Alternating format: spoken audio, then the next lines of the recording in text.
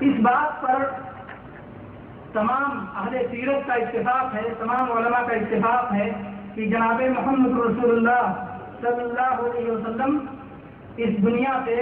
12 ربیع الاول دوشنبہ کے دن رخصت ہوئے۔ 12 ربیع الاول کو جناب محمد رسول اللہ صلی اللہ علیہ وسلم کی وفات ہوئی، اس پر سب کا اتفاق ہے۔ اس لحاظ سے اور اللہ کے نبی صلی اللہ علیہ وسلم کی بیماری یہ 28 صفر کو دوشنبہ کے دن شروع ہوئی ہے۔ اس لحاظ سے چارٹ یہ بنے گا جو آپ کے سامنے ہے کہ 3 دن سفر سے، یعنی 28، 29 اور 30، کیونکہ اگر 28 دوشنبہ کا دن پڑتا ہے تو دوشنبہ کا دن 12 ربیع الاول اسی صورت میں پڑے گا، جبکہ ہم سفر کو 30 دن کا مانا۔ 28، 29 اور 30 یہ سفر کے مہینے میں نبی صلی اللہ علیہ وسلم بیمار ہوئے۔ ایسا ہوا کہ اللہ کے رسول صلی اللہ علیہ وسلم بقیع غرقد جو قبرستان ہے وہاں ایک جنازے میں تشریف لے گئے۔ وہاں سے جب واپس آئے تو آپ گھر میں پہنچے، عائشہ رضی اللہ عنہا نے کہا کہ اللہ کے نبی صلی اللہ علیہ وسلم میرے سر میں درد ہے۔ اللہ کے نبی صلی اللہ علیہ وسلم نے فرمایا نہیں، بلکہ میرے سر میں بہت درد ہے، اور جو ہے آپ نے سر پہ پٹی باندھ لی تھی، جس طرح سے عام طور پہ سر درد ہوتا ہے تو کپڑا باندھ دیتے ہیں، اور پھر آپ کو اتنا تیز بخار چڑھا کہ اس کپڑے کے اوپر ہاتھ رکھنے سے ہاتھ میں اس کی گرمی محسوس ہوتی تھی، ہاتھ میں اس کی سوزش اور اس کی سینک محسوس ہوتی تھی، اس قدر گرمی تھی۔ اور آپ جانتے ہیں کہ انبیاء کرام کو جو ہے زیادہ ہی ابتلا اور پریشانیاں ان کی زیادہ ہوتی ہیں۔ اللہ کے نبی صلی اللہ علیہ وسلم سے ایک صحابی نے کہا کہ اللہ کے نبی صلی اللہ علیہ وسلم آپ کا بخار تو بہت زیادہ ہے۔ اللہ کے نبی صلی اللہ علیہ وسلم نے فرمایا انی اوعق کما یوعق رجلان منکم، کہ جس طرح سے تم میں 2 آدمیوں کو بخار آتا ہے مجھے تنہا اتنا بخار آتا ہے۔ اس لیے کہ انہوں نے کہا کیا اللہ کے نبی اس لیے کہ آپ کا اجر و ثواب بھی زیادہ ہے؟ تو کہا کہ ہاں، اس لیے کہ اجر و ثواب بھی زیادہ ہے۔ تو انبیاء کو جو ہے مصیبتیں بھی زیادہ پڑتی تھیں، اسی لیے اللہ کے نبی صلی اللہ علیہ وسلم نے دوسری جگہ پر ارشاد فرمایا اشد الناس بلاء الانبیاء ثم الامثل بالامثل، کہ مصیبتیں سب سے زیادہ انبیاء پر آتی ہیں، پھر جو اور قریب ہوتے ہیں ان سے، پھر جو اور قریب ہوتے ہیں۔ اگر آدمی اپنے دین میں مضبوط ہے تو اس شخص پر زیادہ مصیبتیں آتی ہیں، اور اگر اپنے دین میں وہ ڈھیلا ڈالا ہے تو اسی لحاظ سے اس کو مصیبتیں کم آتی ہیں۔ پھر اللہ کے نبی صلی اللہ علیہ وسلم کی یہ بیماری یہاں شروع ہوئی اور برابر یہ بیماری چلتی رہی۔ واقعی سے شمبا پڑا اس لحاظ سے، اس قول کی بنیاد پر جو اہل علم کہتے ہیں کہ 28 کو آپ کی بیماری شروع ہوئی، جبکہ دوسرے اہل علم کہتے ہیں کہ بات ایسی نہیں ہے۔ جناب محمد رسول اللہ صلی اللہ علیہ وسلم کی بیماری پہلے ربیع الاول کو شروع ہوئی ہے۔ یہ حافظ ابن کثیر رحمۃ اللہ علیہ جو کہ بہت بڑے محدث بھی ہیں، مورخ بھی ہیں، مفسر بھی ہیں، اور بہت بڑے عالم ہیں اور سلف میں سے ہیں، تو انہوں نے یہی آج قرار دیا ہے کہ نبی صلی اللہ علیہ وسلم کی بیماری پہلے ربیع الاول سے شروع ہوئی ہے، یعنی میرا سفر کا کوئی قصہ ہی نہیں ہے اگر یہ مان لیا جائے۔ اور نبی صلی اللہ علیہ وسلم جو ہے 12 دن بیمار رہ کر کے اس دنیا سے رخصت ہوئے۔ لیکن اگر دوسرے اقوال کو مانا جائے تو 28 کو یہ بیماری شروع ہوئی، اور اس کے بعد یہ کچھ نہیں ذکر کیا جاتا ہے کہ آپ کی بیماری میں سفر میں کوئی کمی آئی۔ یہ بیماری برابر چلتی رہی یہاں تک کہ اللہ کے نبی صلی اللہ علیہ وسلم اپنے مرض الموت کے آخری ہفتے میں امہات المومنین سے پوچھا کرتے تھے کہ کل میری کس کے یہاں باری ہے، کل میری کس کے یہاں باری ہے۔ یعنی آپ یہ چاہتے تھے، جیسا کہ امہات المومنین رضی اللہ عنہا نے سمجھ بھی لیا کہ آپ عائشہ رضی اللہ عنہا کے گھر میں بیماری کے دن گزارنا چاہتے ہیں، تو سب نے اجازت دے دی کہ اللہ کے نبی صلی اللہ علیہ وسلم آپ جہاں ٹھہرنا چاہتے ہیں آپ ٹھہر جائیں۔ چنانچہ حضرت علی رضی اللہ عنہ اور حضرت عباس رضی اللہ عنہ دونوں کے اوپر ٹیک لگائے ہوئے آپ عائشہ رضی اللہ عنہا کے مقام پر پہنچے اور باقی ایام آپ نے وہیں گزارے۔ پھر آپ یہ دیکھ رہے ہیں چارٹ میں، آپ دیکھیں گے کہ 7 ربیع الاول چہارشنبہ کے دن اس کو جو ہے لال رنگ سے ظاہر کیا گیا ہے۔ 7 ربیع الاول چہارشنبہ کے دن یعنی وفات سے 5 دن پہلے نبی صلی اللہ علیہ وسلم کی جسم کی حرارت میں اور شدت آ گئی، یعنی آپ کا بخار اور زیادہ بڑھ گیا۔ بدھ کے دن آپ کا بخار اور زیادہ بڑھ گیا۔ آپ صلی اللہ علیہ وسلم نے صحابہ سے یہ فرمایا کہ مختلف کنووں سے 7 مشک پانی لے آؤ اور میرے اوپر ڈالو، شاید اس تدبیر سے کچھ آرام مل جائے۔ کنویں کے پانی لائے گئے، نبی پاک صلی اللہ علیہ وسلم پر ڈالا گیا، اور اس کی وجہ سے جو ہے آپ کی طبیعت کچھ ہلکی ہوئی، اور پھر ایک چپ میں بٹھا کر کے نبی صلی اللہ علیہ وسلم کو اس کے اوپر سے پانی ڈالا جاتا تھا. آپ پر اتنا پانی ڈالا گیا کہ آپ بس کہنے لگے اور اس سے آپ کی طبیعت کی ٹھنڈی ہوئی تو آپ ہمت آ گئی کہ اللہ تبارک و تعالیٰ یہود و نصارہ پر لعنت فرمائے. انہوں نے اپنے نبیوں کی قبروں کو سجدہ بنا دیا. اسی طرح سے اللہ کے نبی صلی اللہ علیہ وسلم نے اپنے صحابہ کرام سے یہ بھی کہا کہ اگر میں نے کسی کی پیٹھ پہ کوڑا مارا ہو تو یہ لوگ میری پیٹھ حاضر ہے, تم لوگ مجھ سے بدلہ لے سکتے ہو. اسی طرح سے آپ نے کہا کہ اگر میرے اوپر کسی کا قرض ہو یا اسی طرح سے کوئی حق کسی کا میرے اوپر ہو تو وہ اپنا حق طلب کر لے, آج میں اسے حق دے دیتا ہوں. پھر اس کے بعد ظہر کی نماز ہوئی. ظہر کی نماز کے بعد جناب محمد رسول اللہ صلی اللہ علیہ وسلم نے پھر یہ باتیں صحابہ کرام سے دہرائیں اور کہا کہ یہ میری پیٹھ حاضر ہے, کتاب کے لیے میں اپنے آپ کو پیش کر رہا ہوں, جو چاہے مجھ سے بدلہ لے لے. کل قیامت کے دن کوئی آ کر کے یہ نہ کہے گا کہ اللہ کے رسول آپ کے اوپر آپ نے میرے ساتھ یہ بات کی کہ آج بدلہ چاہتا ہوں. میرے بھائیوں ذرا غور کرنے کا مقام ہے کہ ہم لوگ کس طرح سے دوسروں پر زیادتیاں کر جاتے ہیں اور اس کے بعد اس کو کوئی اہمیت نہیں دیتے. آپ اللہ کے رسول سے اور آپ کے بارے میں اللہ تبارک و تعالیٰ نے قرآن پاک میں یہ ارشاد فرما دیا ہے اور حدیث میں بھی اس کا بار بار دکھایا ہے کہ آپ کے اگلے پچھلے تمام گناہوں کو معاف کر دیا گیا ہے. اور اسی طرح سے آپ اللہ سے ایک دن میں 70 بار بلکہ 100 بار مغفرت مانگا کرتے تھے. اس کے باوجود اللہ کے نبی صلی اللہ علیہ وسلم حقوق العباد کو, بندوں کے حقوق کو اتنی اہمیت دے رہے ہیں. آپ کہہ رہے ہیں کہ میں نے اگر کسی کو مارا ہو تو آج یہ میری پیٹھ حاضر ہے, کل قیامت کے دن تم سے بدلہ نہ مانگنا, آج ہی بدلہ لے لو. اس کے بعد پھر ایک شخص نے کہا کہ اللہ کے رسول میرے 3 درہم آپ کے اوپر ہیں. آپ نے عباس رضی اللہ عنہ کے بیٹے فضل سے کہا کہ جاؤ ان کے 3 درہم ادا کر دو. چنانچہ وہ 3 درہم ادا کر دیے گئے. پھر جناب محمد رسول اللہ صلی اللہ علیہ وسلم نے ارشاد فرمایا کہ ایک بندہ اس کو اللہ تبارک و تعالیٰ نے اختیار دیا, خیر اللہ نے اسے اختیار دیا کہ چاہے تو وہ دنیا کی زیب و زینت کو اختیار کر لے اور چاہے تو اللہ کے پاس جو نعمتیں مہیا اس نعمت کو اختیار کر لے. اس بندے نے آخرت کو اختیار کر لیا. اس پر ابو بکر رضی اللہ عنہ بول پڑے. ابو بکر رضی اللہ عنہ نے کہا فدینا کا بآبائنا و امہاتنا یا رسول اللہ, اے اللہ کے رسول ہم اپنے ماں باپ کو آپ پر قربان کرتے ہیں. لوگوں کو بڑا تعجب ہوا. لوگوں نے کہا کہ اللہ کے نبی صلی اللہ علیہ وسلم تو ایک بندے کا ذکر کر رہے ہیں جس کو کہ اللہ تعالیٰ نے دنیا آخرت کو اختیار دیا ہے اور اس نے آخرت کو اختیار کر لیا ہے. اس بڈھے کو کیا ہو گیا ہے یہ کہہ رہا ہے کہ اللہ کے رسول میرے ماں باپ پر قربان. لیکن جب جناب محمد رسول اللہ صلی اللہ علیہ وسلم کی وفات ہو گئی تو لوگوں کو یہ احساس ہوا کہ وہ بندہ جسے دنیا اور آخرت میں اختیار دیا گیا تھا وہ جناب محمد رسول اللہ صلی اللہ علیہ وسلم کی ذات بابرکات تھی. اور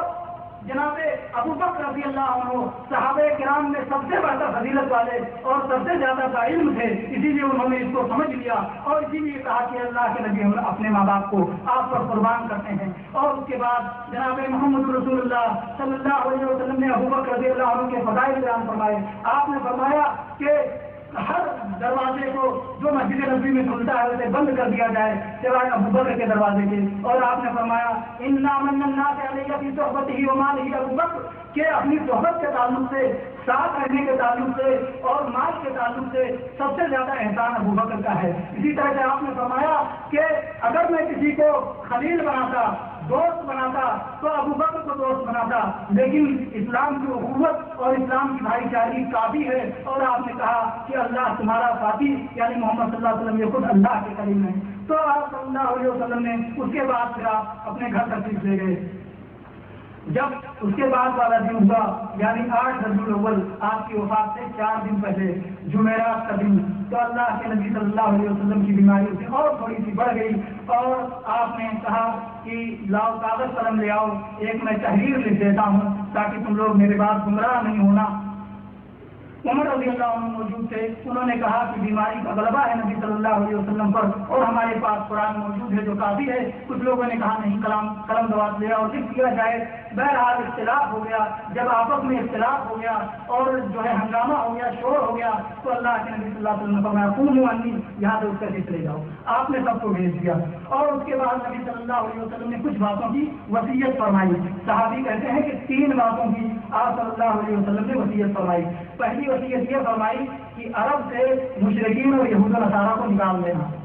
جزیرہ عرب سے مشرکین اور یہود و نصارہ کو نکال دینا. دوسری وصیت آپ صلی اللہ علیہ وسلم نے یہ فرمائی کہ وہ وقت جو آیا کرتے تھے، مختلف جماعتوں کے وقت جو آیا کرتے تھے، ان کو ایسے ہی دینا، ایسے ہی ان کی نوازش کرنا جیسے میں ان کی نوازش کیا کرتا تھا۔ راوی کہتے ہیں کہ تیسری وصیت آپ نے کیا فرمائی تھی، میں اسے بھول گیا۔ تیسری وصیت، مختلف حدیثوں میں مختلف وصیتیں آئی ہیں، ہو سکتا ہے وہ ایک وصیت تو یہ تھی کہ آپ نے فرمایا ترکت فیکم امرین لن تضلوا ما تمسکتم بہما کتاب اللہ و سنتی، کہ میں تم میں دو چیزیں چھوڑ کے جا رہا ہوں، اگر انہیں مضبوطی سے تھامے رہے تو گمراہ نہیں ہوگے، ایک اللہ کی کتاب ہے اور دوسرے میری سنت ہے۔ اسی طرح سے لشکر اسامہ جس کا آپ نے پرچم اپنے ہاتھوں سے باندھا تھا، ہو سکتا ہے کہ آپ نے یہ وصیت کی ہو کہ اس لشکر کو وہاں کے لیے ضرور روانہ کرنا جہاں کے لیے میں نے اسے روانہ کرنے کی نیت کی ہے۔ تیسری وصیت یہ ہو سکتی ہے جو کہ بعد میں بھی آپ نے کی، الصلاۃ وما ملکت ایمانکم، کہ نماز کا خیال رکھنا، نماز کا خیال رکھنا اور اپنے زیر دستوں کا، اپنے غلاموں کا، اپنے خادموں کا خیال رکھنا، یہ وصیت ہو سکتی ہے۔ بہرحال اس کے بعد پھر اسی دن یعنی جمعرات دن کو آخری نماز میں عشاء میں اللہ کے نبی صلی اللہ علیہ وسلم نے بار بار کوشش کی، آپ غسل فرماتے اور اس کے بعد میں جب عشاء کے لیے جانے کی کوشش کرتے، ابھی تک آپ صلی اللہ علیہ وسلم امامت فرماتے تھے اور نمازیں پڑھایا کرتے تھے۔ اس دن جمعرات کے دن آپ نے چاہا کہ آپ اٹھ کر کے جائیں، امامت کریں، آپ اٹھتے تھے اور بے ہوش ہو جاتے تھے۔ اس کے بعد میں پھر آپ جب ہوش میں آتے تھے تو پوچھتے تھے کیا لوگوں نے عشاء کی نماز پڑھ لی؟ تو کہتے تھے نہیں، اللہ کے رسول صلی اللہ علیہ وسلم آپ کا انتظار کر رہے ہیں۔ پھر آپ غسل فرماتے اور اس کے بعد اس کے تیار ہوتے کہ بے ہوش ہو جاتے۔ اس سے ایک مسئلہ یہ بھی معلوم ہوتا ہے کہ بے ہوشی کے بعد آدمی کو غسل کرنا چاہیے، تو آپ صلی اللہ علیہ وسلم غسل فرماتے تھے۔ بہرحال جب کئی بار کے غسل کے بعد اور آپ کی طاقت نہ ہو سکی تو آپ نے کہا کہ ابو بکر کو حکم دو کہ وہ لوگوں کو نماز پڑھائیں۔ جمعرات کی عشاء سے لے کر کے سوموار کو چاشت کے وقت اللہ کے نبی صلی اللہ علیہ وسلم کا انتقال ہوا ہے۔ سوموار کی فجر تک یعنی کل 17 وقت کی نمازیں نبی پاک صلی اللہ علیہ وسلم کی زندگی میں ابو بکر رضی اللہ عنہ نے پڑھائی ہیں۔ جمعرات کی عشاء، جمعہ کی 5 نمازیں، شنیچر کی 5 نمازیں، اتوار کی 5 نمازیں اور سوموار کی فجر۔ چاشت کے وقت نبی صلی اللہ علیہ وسلم کا انتقال ہوا ہے، تو 5 یا 15 تو 17 نمازیں کل نبی پاک صلی اللہ علیہ وسلم کی زندگی میں ابو بکر رضی اللہ عنہ نے نبی صلی اللہ علیہ وسلم کے مصلی پر پڑھائی ہیں۔ اس کے بعد میں وفات سے 3 دن پہلے یعنی 9 ربیع الاول کو اللہ کے نبی صلی اللہ علیہ وسلم نے فرمایا الا لا يموت احد منكم الا وهو يحسن الظن بالله، کہ دیکھو جب تم میں سے کسی کی موت آئے تو اللہ تبارک و تعالیٰ سے وہ اچھا گمان رکھے، جیسا کہ اللہ تعالیٰ نے فرمایا ہے حدیث قدسی میں ہے کہ انا عند حسن ظن عبدی بی، میرا بندہ جیسا مجھ سے گمان رکھتا ہے میں ویسے ہی اس کو بدلا دیتا ہوں۔ خاص طور پہ اگر کوئی شخص بیمار ہو اور ایسی بیماری ہو جس سے نجات کی صورت نہ ہو تو اس میں آدمی کو اس کی نیکیاں یاد دلانا چاہیے، اس کو مایوسی سے دور کرنا چاہیے، اس کو خوشخبریاں دینا چاہیے کہ تم تو کلمہ پڑھنے والے ہو، تمہاری بڑا نیکی ہے، بڑا نیکی ہے اور اللہ کی ذات سے بہت امید ہے مغفرت کی اور رحمت کی۔ تو اللہ کے نبی صلی اللہ علیہ وسلم نے فرمایا کہ جب کسی کے کا انتقال ہو تو اسے اللہ سے اچھی امید رکھنا چاہیے۔ اسی طرح سے وفات سے 2 دن پہلے اللہ کے نبی صلی اللہ علیہ وسلم ظہر کی نماز کے وقت آپ نکلے، آپ کو تھوڑا سا آرام محسوس ہوا تو آپ نے کہا کہ آج میں نکلوں۔ ابو بکر رضی اللہ عنہ نے نماز شروع کر دی تھی، آپ جب پہنچے تو ابو بکر رضی اللہ عنہ پیچھے ہٹنے لگے، اللہ کے نبی صلی اللہ علیہ وسلم نے ان کو روک دیا اور ان کے بغل میں آپ بیٹھے، امامت محمد رسول اللہ صلی اللہ علیہ وسلم کر رہے تھے اور ابو بکر رضی اللہ عنہ آپ کی تکبیر لوگوں تک پہنچا رہے تھے۔ اس کے بعد میں وفات سے 1 دن پہلے یعنی اتوار کے دن 11 ربیع الاول کو اللہ کے نبی صلی اللہ علیہ وسلم کے پاس جو غلام تھے آپ نے ان غلاموں کو آزاد کر دیا۔ اسی طرح سے گھر میں جو 7 دینار رکھے ہوئے تھے اس کو آپ نے صدقہ کر دیا اور جو کچھ ہتھیار آپ کے ساتھ تھے وہ سارے ہتھیار مسلمانوں کو ہبا کر دیے اور نوبت یہاں تک پہنچی کہ گھر کے چراغ میں تیل نہیں تھا۔ عائشہ رضی اللہ عنہا نے چراغ اپنے پڑوسن کو بھیجا کہ تم اپنی کشتی میں سے جو ہے چراغ کے لیے تھوڑی سی گھی ٹپکا دو، تو اس طرح سے اترا، پڑوسن سے تیل طلب کر کے رات کو چراغ جلایا گیا اور اس کے بعد اسی طرح سے جو ہے تقریباً کوئی 75 کلو جو کے بدلے میں نبی پاک صلی اللہ علیہ وسلم کی زرہ ایک یہودی کے پاس رہن رکھی ہوئی تھی۔ اس سے آپ سوچ سکتے ہیں کہ نبی صلی اللہ علیہ وسلم کی زندگی کتنی دنیا سے جو ہے دور زندگی تھی اور کتنی زہد و قناعت والی زندگی تھی کہ آپ اپنے پاس کچھ نہیں رکھتے تھے. اور اس کے بعد جب آخری دن ہوا یعنی 12 ربیع الاول کا، تو فجر میں جناب محمد رسول اللہ صلی اللہ علیہ وسلم اس وقت جبکہ ابو بکر رضی اللہ عنہ نماز پڑھا رہے تھے اور مسلمان نماز میں تھے، آپ نے اپنے گھر کی چادر اٹھائی اور جھانکا. آپ کو دیکھ رہے تھے جو اثر آپ کی تعلیمات کا تھا کہ کس طرح صحابہ کرام نماز میں مشغول ہیں. صحابہ کو یہ محسوس ہوا کہ اللہ کے نبی صلی اللہ علیہ وسلم جھانک رہے ہیں اور آپ کو افاقہ ہو گیا ہے، آپ کو بیماری سے کچھ آرام مل گیا ہے. کہتے ہیں کہ ہم لوگوں کو ایسا لگا کہ نماز ہی میں ہم لوگ کتنے میں پڑھ جائیں گے، یعنی نماز اتنی خوشی ہوئی صحابہ کرام کو کہ ایسا لگ رہا تھا کہ وہ لوگ نماز توڑ کر کے نبی صلی اللہ علیہ وسلم کی خیریت پوچھیں گے، نبی صلی اللہ علیہ وسلم کا مزاج پوچھیں گے، ایسا لگا. بہرحال اس کے بعد نبی پاک صلی اللہ علیہ وسلم نے جب یہ دیکھا تو آپ نے گھر کا پردہ گرا دیا، دوبارہ گرا دیا اور مسلمانوں نے اپنی نماز مکمل کی. اس کے بعد اسی طرح سے اللہ کے نبی صلی اللہ علیہ وسلم نے فاطمہ رضی اللہ عنہا کو بلایا اور ان کے کان میں سرگوشی کی، چپکے سے کوئی بات کہی. حضرت عائشہ رضی اللہ عنہ، حضرت فاطمہ رضی اللہ عنہا جو آپ کی بیٹی تھی وہ رونے لگی. اس کے بعد میں آپ نے پھر ان کے کان میں کوئی بات چپکے سے کہی تو وہ ہنسنے لگی. اور اس کے بعد اللہ کے نبی صلی اللہ علیہ وسلم نے انہیں خوشخبری دی کہ تم جنت کی عورتوں کی سردار ہوگی، سیدۃ نساء الجنہ، جنت کی عورتوں کی تم سردار ہوگی. تو یہ چونکہ نبی صلی اللہ علیہ وسلم کا راز تھا اس لیے انہوں نے وفات سے پہلے کسی کو نہیں بتایا. جب وفات ہو گئی تو ان سے پوچھا گیا کہ آخر وہ کیا راز تھا جو نبی پاک صلی اللہ علیہ وسلم نے تمہارے کان میں کہا تھا، ایک پر تم رو پڑی تھی اور دوسرے پر تم ہنس پڑی تھی. تو انہوں نے کہا کہ اللہ کے نبی صلی اللہ علیہ وسلم نے فرمایا کہ اسی بیماری میں میرا انتقال ہو جانے والا ہے، تو اس پر میں رو پڑی. اس کے بعد آپ نے کہا کہ میرے خاندان میں سے سب سے پہلے تم مجھ سے آ کر کے ملاقات کرو گی، یعنی تمہارا انتقال میرے پاس سب سے پہلے ہوگا. تو اس پر میں خوش ہو گئی، اس پر میں ہنس پڑی. اور اس کے بعد نبی صلی اللہ علیہ وسلم نے یہ خوشخبری دی. پھر جناب محمد رسول اللہ صلی اللہ علیہ وسلم نے اپنے نوازوں کو بلایا، حسن و حسین رضی اللہ عنہما کو بلایا، ان کو چوما اور اس کے بعد ان کو گلے لگایا اور جو ہے ان کو وعظ و نصیحت کی، وصیت کی. اسی طرح سے اپنی ساری بیویوں کو بلایا، ان کو وعظ و نصیحت کی. اور اس کے بعد جو ہے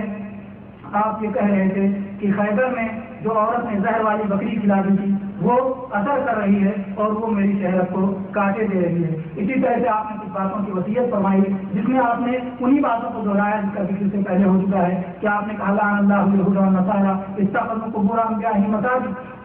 یہود و نصارہ پر اللہ کی لعنت ہو، انہوں نے اپنی نبیوں کی قبروں کو، صالحین کی قبروں کو سجدہ گاہ بنا لیا. اسی طرح سے آپ نے اللہ سے یہ دعا بھی فرمائی کہ اللہم لا تجعل قبری وثنا یعبد، کہ اللہ میری قبر کو بت نہ بنانا کہ جس کی لوگ عبادت کرنے لگے. اسی طرح سے اللہ کے نبی صلی اللہ علیہ وسلم نے اس کے بعد جو عائشہ رضی اللہ عنہا کے اوپر آپ کی ٹیگ لگا دی گئی. اور عائشہ رضی اللہ عنہا یہ فرماتی ہیں کہ جہاں ان کی بہت ساری فضیلتیں ہیں اور جہاں ان کی بہت ساری خوش نصیبیاں ہیں اور جہاں ان کی بہت ساری سعادت مندیاں ہیں، انہی خوش نصیبیوں میں سے ایک خوش نصیبی یہ بھی ہے کہ عائشہ رضی اللہ عنہا کہتی ہیں کہ نبی صلی اللہ علیہ وسلم کا انتقال میری گود میں ہوا اور اس وقت جبکہ میرے تھوک سے آپ کا تھوک مل گیا تھا، وہ اس طرح سے کہ عائشہ رضی اللہ عنہا کے بھائی ابو بکر کے بیٹے عبد الرحمان وہاں پہنچے ہوئے تھے، ان کے ہاتھ میں مسواک تھی اور جناب محمد رسول اللہ صلی اللہ علیہ وسلم کو مسواک بہت پسند تھی. گویا آپ نے اشارہ کیا، آپ بول نہیں سک رہے تھے کہ مجھے یہ مسواک چاہیے. پھر اس کے بعد آپ نے لیا تو مسواک کچھ سخت محسوس ہوئی. عائشہ رضی اللہ عنہا مطلب سمجھ گئی کہ اسے نرم کر کے دینا چاہیے. آپ نے اپنے دانتوں سے، عائشہ رضی اللہ عنہا نے اپنے دانتوں سے اس مسواک کو نرم کیا. اس کے بعد اللہ کے رسول صلی اللہ علیہ وسلم کو تھما دیا، آپ نے مسواک کیا اور اپنا منہ خوب اچھی طرح سے صاف کیا. اور اس کے بعد آپ کے ہونٹ جھلتے ہوئے، جب آپ نے مسواک کر لیے تو آپ کے ہونٹ جھلتے ہوئے نظر آئے. حضرت عائشہ رضی اللہ عنہا کہتی ہیں کہ میں نے کان لگایا کہ اللہ کے نبی صلی اللہ علیہ وسلم کیا فرما رہے ہیں. تو آپ نے فرمایا مان الذین انعمت علیہم من النبیین والصدیقین والشہداء والصالحین، کہ اے اللہ تو میرا حق ان لوگوں کے ساتھ فرما جن پر تیرا انعام ہوا، جن پر تو نے انعام کیا ہے، نبیوں کے ساتھ میں، صدیقوں کے ساتھ میں، شہداء کے ساتھ میں، صالحین کے ساتھ میں. اور اسی طرح سے آپ نے کہا اللہم رفیق الاعلیٰ، اللہم رفیق الاعلیٰ. اور اس کے بعد کہتے ہیں کہ یہی کہتے کہتے جناب محمد رسول اللہ صلی اللہ علیہ وسلم کی روح پرواز کر گئی. اور یہ غم کی وہ چیز تھی 50 کے وقت میں صحابہ کرام کہتے ہیں کہ جس وقت جناب محمد رسول اللہ صلی اللہ علیہ وسلم کی مدینہ تشریف آوری ہوئی تھی، مکہ سے ہجرت کر کے آپ مدینہ آئے تھے، اس وقت وہ دن جتنا تابناک اور روشن دن تھا اس سے زیادہ روشن دن نہیں دیکھا گیا، اور جس دن جناب محمد رسول اللہ صلی اللہ علیہ وسلم کا انتقال ہوا اس دن سے زیادہ سوگوار دن، اس دن سے زیادہ تاریخ دن، اس دن سے زیادہ اندھیرا دن نہیں دیکھا گیا۔ صحابہ کرام کے ہوش و حواس ہو گئے، پریشان ہو گئے۔ عمر رضی اللہ عنہ نے یہ دیکھا تو انہوں نے تلوار پھونک لیا اور کہا کہ ابھی اللہ کے نبی صلی اللہ علیہ وسلم کا انتقال کیسے ہو سکتا ہے؟ آپ تو جیسے موسیٰ علیہ السلام ٹور پر گئے تھے اور کچھ دنوں کے بعد لوٹ کر کے آئے تھے، آپ صلی اللہ علیہ وسلم بھی لوٹ کر کے آئیں گے اور منافقوں کے ہاتھ پہ کاٹ دیں گے۔ تو اس کے بعد ابو بکر رضی اللہ عنہ جو وہاں موجود نہیں تھے، جب صبح میں آپ نے محسوس کیا تھا فجر میں کہ آپ کو کچھ آرام مل چکا ہے، تو آپ سنہ نامی مقام پر باہر چلے گئے تھے، وہاں آپ کو اطلاع ملی تو سیدھے آئے اور عائشہ رضی اللہ عنہا کے گھر میں گئے۔ نبی صلی اللہ علیہ وسلم کی لاش مبارک یمنی چادر، بھاری دار چادر سے اڑائی ہوئی تھی، آپ نے چادر کھولا، پیشانی کو بوسہ دیا اور کہا واللہ لا یجمع اللہ علیکم موتین، کیا ہے اللہ کے نبی، اللہ تعالیٰ آپ پر دو موتوں کو اکٹھا نہیں کرے گا، جو موت اللہ نے آپ کے لیے لکھی تھی وہ موت آ چکی، اب دوبارہ آپ کو موت نہیں آنی ہے۔ اسی طرح سے مرض الموت میں جب فاطمہ رضی اللہ عنہا نے کہا تھا واہ کروا ابا، ہائے میرے باپ، ہائے میرے باپ کی تکلیف، تو اللہ کے نبی صلی اللہ علیہ وسلم نے کہا تھا کہ آج کے دن پھر تیرے باپ کو کوئی تکلیف ہونے والی نہیں ہے، یعنی گویا وہ موت کی سختیاں تھیں۔ اور اس کے بعد جب آپ صلی اللہ علیہ وسلم کی پیشانی کا بوسہ دیا، پھر آپ باہر آئے اور آپ نے عمر رضی اللہ عنہ سے کہا عمر رک جاؤ، عمر ٹھہر جاؤ۔ عمر رضی اللہ عنہ نے نہیں سنا، ابو بکر رضی اللہ عنہ ممبر پہ گئے اور وہاں پر آپ نے خطبہ دیا، آپ نے کہا اما بعد فإنه من كان منكم يعبد محمدا فإن محمدا قد مات ومن كان يعبد الله فإن الله حي لا يموت وقال الله تعالى وما محمد إلا رسول قد خلت من قبله الرسل أفإن مات أو قتل انقلبتم على أعقابكم ومن ينقلب على عقبيه فلن يضر الله شيئا۔ ابو بکر رضی اللہ عنہ نے وہاں پر اما بعد یعنی حمد و ثنا کے بعد آپ نے فرمایا کہ سن لو، جو شخص محمد صلی اللہ علیہ وسلم کی عبادت کرتا تھا تو محمد صلی اللہ علیہ وسلم کی موت ہو چکی ہے، اور جو شخص اللہ کی عبادت کرتا تھا تو جان لے کہ اللہ زندہ ہے، وہ کبھی نہیں مرے گا، اس پہ موت آنے والی نہیں ہے، وہ سب کا وارث ہے۔ اور یہ جان لو کہ اللہ تعالیٰ نے قرآن پاک میں ارشاد فرمایا ہے کہ محمد صلی اللہ علیہ وسلم تو بس رسول ہیں، اور آپ سے پہلے بہت سارے رسول آئے اور وہ گزر چکے، یعنی ان کا انتقال ہو چکا۔ اسی طرح سے جناب محمد رسول اللہ صلی اللہ علیہ وسلم کا بھی انتقال ہونے والا ہے، اور آپ کا انتقال ہو گیا تو کیا آپ اگر مر جائیں یا آپ شہید کر دیے جائیں تو تم لوگ اپنے ایڑیوں کے بل اسلام کو چھوڑ کے پلٹ جاؤ گے؟ اور جو اپنی ایڑیوں کے بل پلٹ جائے، یعنی صرف اس بنیاد پر کہ اللہ کے رسول صلی اللہ علیہ وسلم کی موت ہو گئی ہے، کوئی اگر دین چھوڑ دیتا ہے تو وہ اللہ کا کوئی نقصان نہیں کرے گا، وہ نقصان اپنے آپ کا کرے گا۔ وَسَيَجْزِي اللَّهُ الشَّاكِرِينَ، اور اللہ تعالیٰ شکر کرنے والوں کو بدلہ دیتا ہے۔ تو میرے بھائیوں، یہ بیان